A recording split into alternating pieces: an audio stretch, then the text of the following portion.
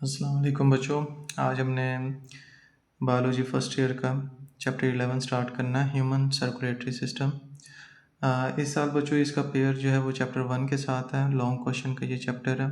इसमें से important short question भी पूछे जा सकते हैं, तो अच्छी तरह से इसका कॉन्सेप्ट आपने क्लियर करना है। चलें शुरू करते हैं।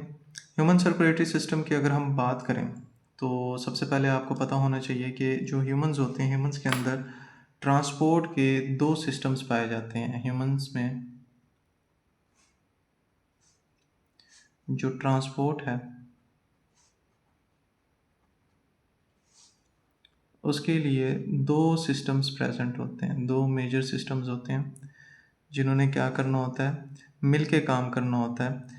एक हमारे पास क्या होता है, closed blood circulatory system,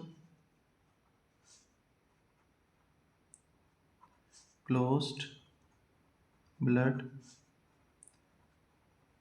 circulatory system. अब बच्चों इस सिस्टम को, ब्लड सर्कुलेटरी सिस्टम को हम क्लोज्ड का नाम क्यों देते हैं? क्योंकि बच्चों ब्लड जो है वो कभी भी अपनी नालियों से, यानी जो ब्लड वेसल्स होती हैं उनसे कभी भी आउटसाइड बाहर मूव नहीं करता। जबकि दूसरा हमारे पास जो सिस्टम होता है वो होता है लिम्फेटिक सिस्टम।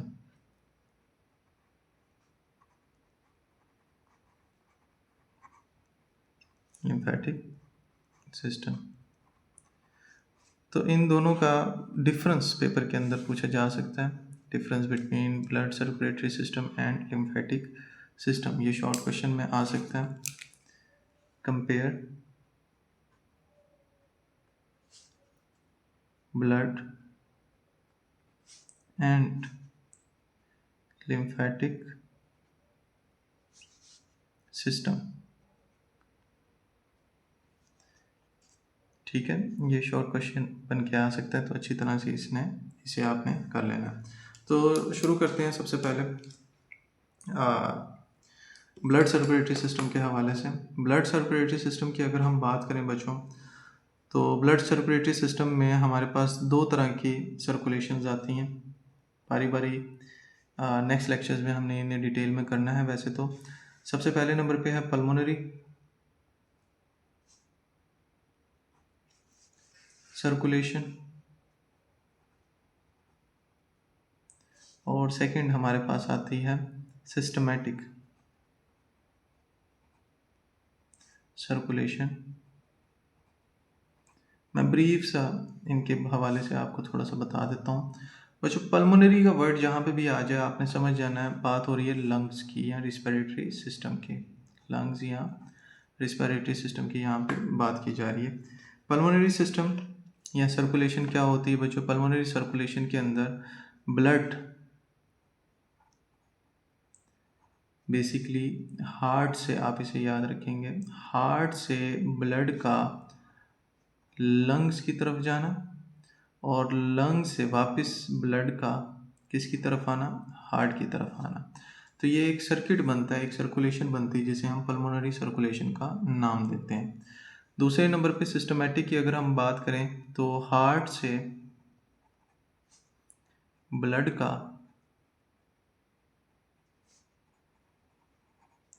बॉडी की तरफ जाना, यानी आपके ऑर्गन्स की तरफ, जिस्म के मुख्तलिफ हिस्सों की तरफ जाना और वापस बॉडी से ब्लड का हार्ट की तरफ आना, इसे हम सिस्टमैटिक सर्कुलेशन का नाम देते हैं। ये सिंपल सा कॉन्सेप्ट है। अभी अगर आपको ये क्लियर हो जाता है तो नेक्स्ट लेक्चर समझने में आपको बहुत आसानी होगी। और ये दोनों याद रखिएगा, ये दोनों सर्कुलेशन एक साथ हो रही होती हैं। इसके अलावा ह्यूमंस के अंदर क्लोज्ड ब्लड सर्कुलेटरी सिस्टम पाया जाता है। इसके तीन बेसिक कंपोनेंट होते हैं। ब्लड सर्कुलेटरी सिस्टम के बच्चों क्या हैं? तीन मेजर कंपोनेंट्स पाए जाते हैं। बारी बारी उन्हें डिस्कस करते हैं। सबसे पहले नंबर पे तो आता है हार्ट, आपका दिल। दूसरे नंबर पे क्या है? ब्लड वेसल्स, खून की नालियाँ। और तीसरे नंबर पे क्या आ जाता है? ब्लड खुद आ जाता है, यानी खून। तो ये तीन मेजर कंपोनेंट्स होते हैं, थ्री बेसिक कंपोनेंट्स।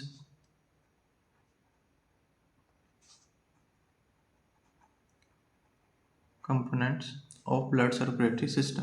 पेपर में इस हवाले से भी सवाल पूछा जा सकता है, याद रखिएगा। What are the major components या basic components of circulatory system, blood circulatory system of human. तो 3 इसके बेसिक कंपोनेंट्स होते हैं। हार्ट, जिसका काम क्या होता है, ये मस्कुलर होता है और इसने क्या करवाना होता है, मस्कुलर पंपिंग ऑर्गन लिख लें, पंपिंग ऑर्गन होता है, ठीक है। जिसने क्या करना होता है, ब्लड को सर्कुलेट करवाना होता है, ब्लड की सर्कुलेशन में ये क्या करता है, हेल्प करता है। जबकि ब्लड वेसल्स की अगर हम बात करें तो 3 टाइप्स की ब्लड वेसल्स आपको मिलती हैं, आर्टरीज, वेन्स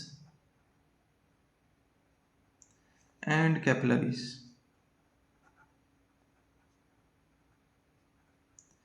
ये 3 तरह की ब्लड वेसल्स आपको मिलती हैं, जिन्होंने खून को क्या करना होता है, रास्ता प्रोवाइड देना होता है। ये बेसिकली पाथवे देते हैं, रास्ता देते हैं। नेक्स्ट हमारे पास क्या आता है, ब्लड आता है, जो कि बेसिकली क्या होता है, एक सर्कुलेटिंग फ्लूइड होता है। सर्कुलेटिंग फ्लूइड जिसके ज़रिए से पूरी बॉडी के अंदर न्यूट्रिएंट्स, गैसेस, ये तमाम चीज़ों को क्या किया जाता है, एक्सचेंज करवाया जाता है। अगर हम ब्लड की डिफ़ाइन करना चाहें तो ब्लड बेसिकली इसकी डिफ़ाइन क्या बनेगी, ब्लड की डिफ़ाइन ये लिख लीजिएगा लाजमी तौर पे। तो ब्लड बेसिकली क्या होता है, एक मेन मीडियम होता है। आप कह सकते हैं ब्लड इज़ अ मीडियम, ठीक है, जिसमें in which nutrients, gases, hormones and waste are transported, ठीक है। थ्रू आउट द बॉडी भी लिख लें, थ्रू आउट बॉडी। तो इसे हम नाम देते हैं किसका, ब्लड का। कि ब्लड बेसिकली क्या है, एक फ्लूइड है, सर्कुलेटिंग फ्लूइड है, एक मीडियम है, जिसके अंदर न्यूट्रिएंट्स जैसे कि glucose, amino acids, lipoproteins, gases में कार्बन डाइऑक्साइड, ऑक्सीजन, हार्मोन्स में मुख्तलिफ़ किस्म के आपके जो एंडोक्राइन हार्मोन्स होते हैं, जैसे ग्रोथ हार्मोन्स हो गया, थायराइड का हार्मोन्स हो गए, थायरोक्सिन हो गया। और वेस्ट के अंदर जो यूरिया है, नाइट्रोजनस वेस्ट हैं, वो सारे के सारे ट्रांसपोर्ट होते हैं through out the body. Blood के 2 मेन आप कह सकते हैं कंपोनेंट्स होते हैं, 2 मेन पार्ट होते हैं, कंपोनेंट्स होते हैं।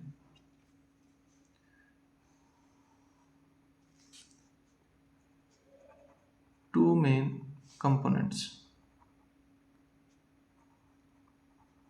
Of blood. पहले नंबर पे क्या आता है बच्चों, plasma.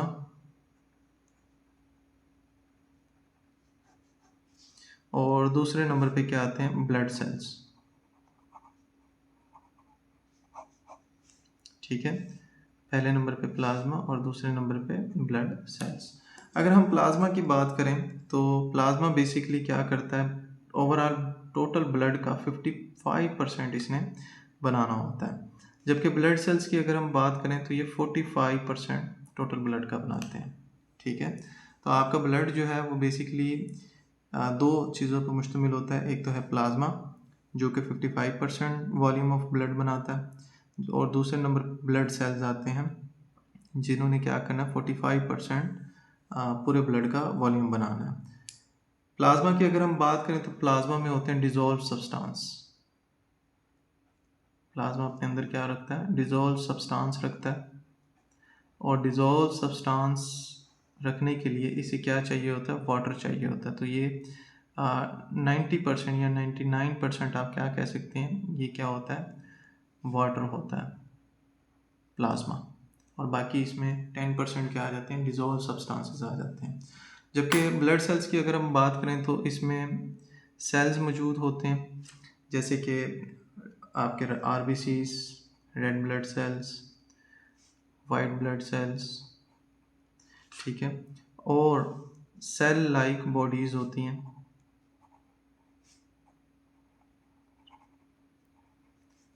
Cell like bodies like platelets, और ये अनडिजॉल्व पार्ट होता है,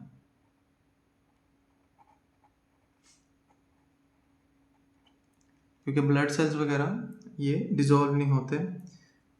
तो ये आपके पास क्या है, ब्लड का ब्रीफ सा इंट्रोडक्शन आ जाता है, इसकी डिफाइन आ जाती है। ये शॉर्ट क्वेश्चन है इंपॉर्टेंट, ठीक है। What is blood,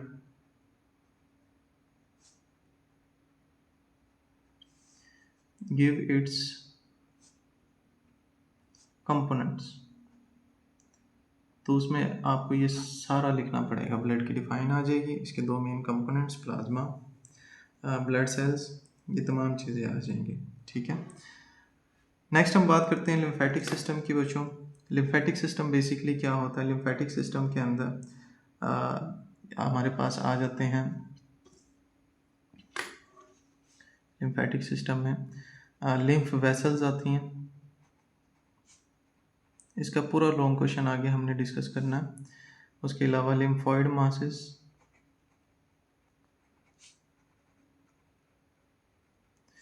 lymph nodes,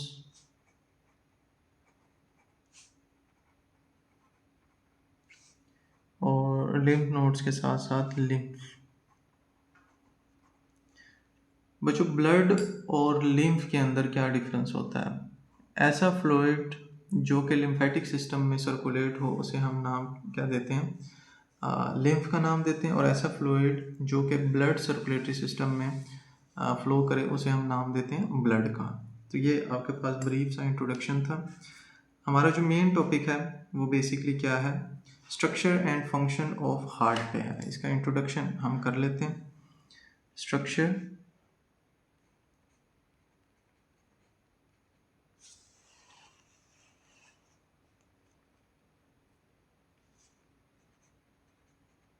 and function या फंक्शनिंग ऑफ हार्ट। तो पहला जो कंपोनेंट होता है ब्लड सर्कुलेटरी सिस्टम का, उसके बारे में हम डिस्कस करते हैं। बेसिकली हार्ट को आप डिफाइन कैसे कर सकते हैं, हार्ट एक मस्कुलर पंप होता है, मस्कुलर पंप, जिसका मेन फंक्शन क्या होता है, मूव करवाना होता है, मूव ब्लड थ्रू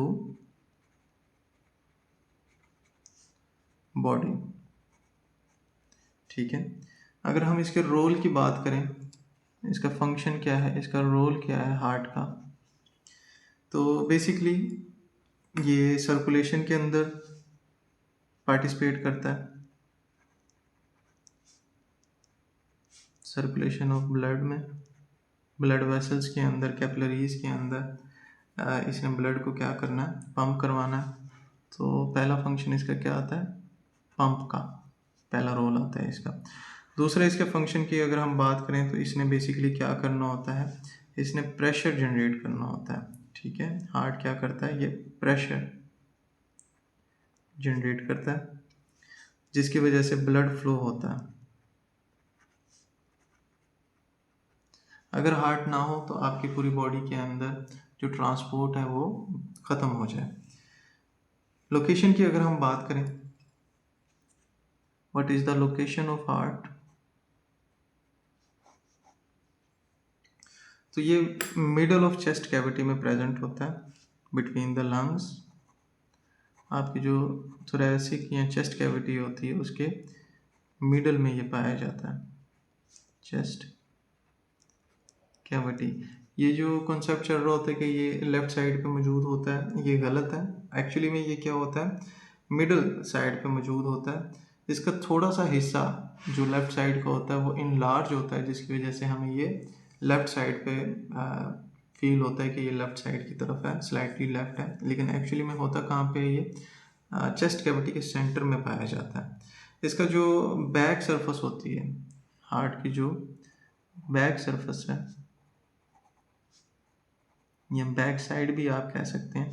ये बेसिकली नियर होती है वर्टिब्रल कॉलम के।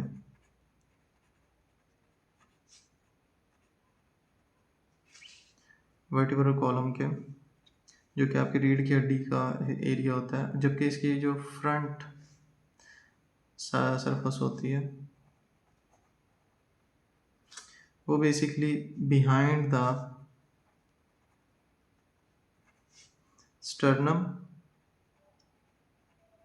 जो आपकी चेस्ट कैविटी की बोन होती है, और रिब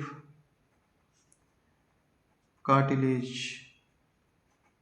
की तरफ होती है। यानी आपका जो ढांचा होता है रिब्स का, पसलियों का, उसके बिल्कुल नीचे स्टर्नम जो होती है वो कवर कर रही होती है आपके हार्ट को। हार्ट जो है वो बेसिकली क्या होता है, फील होता है आपको लेफ़्ट साइड पे, लेकिन एक्चुअली में ये लेफ़्ट साइड पे होता नहीं है।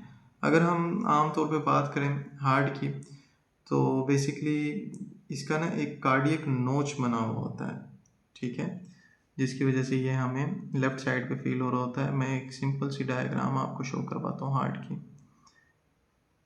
इस तरह से ये लेफ़्ट साइड की तरफ थोड़ा सा बेंड हुआ हुआ होता है और हार्ट में से ब्लड वेसल्स निकल रही होती हैं।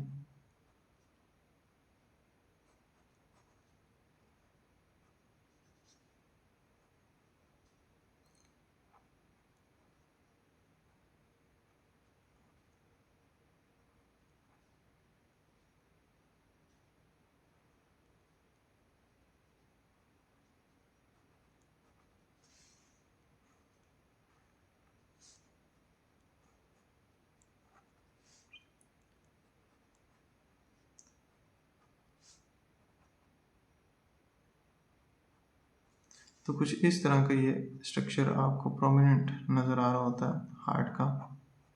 ये मैंने एक रफ सी डायग्राम बनाई है, उम्मीद करता हूँ आपको ये समझ आएगी। ठीक है, तो आप देख सकते हैं ये वाला जो एरिया होता है, इस एरिया को हम नाम देते हैं cardiac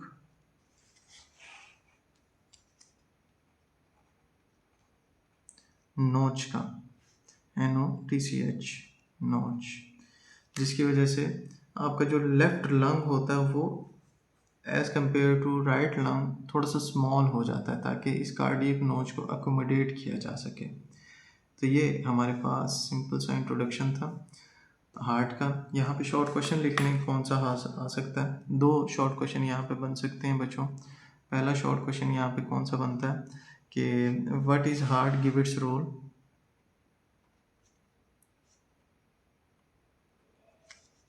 what is heart give its role. जबकि सेकंड यहाँ पे जो क्वेश्चन बन सकता है वो सिंपल सा है कि where the human heart is situated. ठीक है, तो ये दो मेन क्वेश्चंस यहाँ पे आ सकते हैं। इसके अलावा वो लेफ्ट लंग के बारे में पूछ सकते हैं, why left lung is smaller than the right one. तो ये भी आपने कर लेना है, मतलब कि मैं लिख देता हूँ why left lung is smaller than right lung. तो ये शॉर्ट क्वेश्चन इसमें बन के आते हैं। नेक्स्ट हमने डिस्कस करना है स्ट्रक्चर के हवाले से, जिसमें हार्ट की मेम्ब्रेन्स आ जाती हैं जिन्हें पेरिकार्डियम कहते हैं, उसकी दीवारें आ जाती हैं जिसे हम वॉल्स ऑफ हार्ट का नाम देते हैं, और हार्ट के चेम्बर्स आ जाते हैं, वॉल्व्स आ जाते हैं, और उसकी सर्कुलेशन आ जाती है। ये इंशाल्लाह हम पे नेक्स्ट लेक्चर के अंदर डिस्कस करते हैं। उम्मीद करता हूँ आपको समझ आई होगी। अगर वीडियो की समझ आई है तो लाइक और सब्सक्राइब लाजमी करना है आपने, ताकि नेक्स्ट वीडियो के अपडेट आपको फ़ौरन से मिल सके। लेक्चर को अच्छी तरह से नोट करें। ये इंट्रोडक्शन था थोड़ा सा, इसमें इंपॉर्टेंट MCQs और शॉर्ट क्वेश्चन बन सकते हैं, तो लाजमी इसे आपने करना है। अल्लाह हाफिज़।